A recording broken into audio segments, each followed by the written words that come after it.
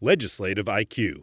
Increase your legislative intelligence with Florida's policy, budget, and campaign monitoring service. Subscribe today at legislativeiq.com.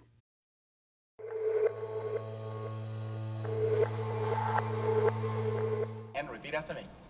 I, Carlos Lopez Cantera. I. After taking the oath of office on January 6th, Lieutenant Governor Carlos Lopez Cantera's schedule shows he didn't work a full day for the rest of the month.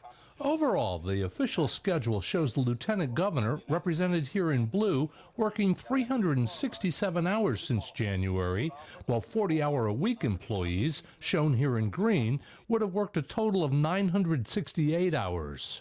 We asked Governor Rick Scott about the work ethic. It appears he's worked about 4 hours for every 10 that's been worked by an average Floridian. Is that acceptable to you?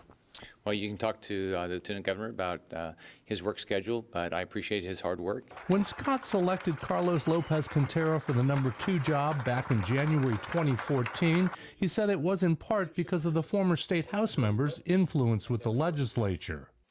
His legislative experience will make him very helpful.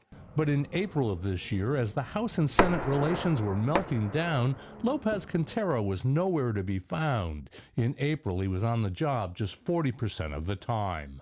The resulting special session cost taxpayers at least $1 million. Could that have been avoided had he been on the job? I appreciate what Carlos has done.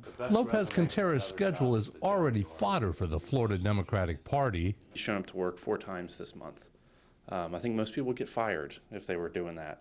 When Governor Bob Graham was asked about his future plans, he would always say the best resume for the job you want is the job you're doing.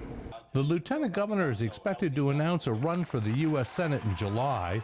Others have used the time spent campaigning for the next job against a would-be candidate. Jim Davis. If he doesn't show up for work now, why should we elect him governor? And it is a charge to which Lopez Cantera has left himself vulnerable.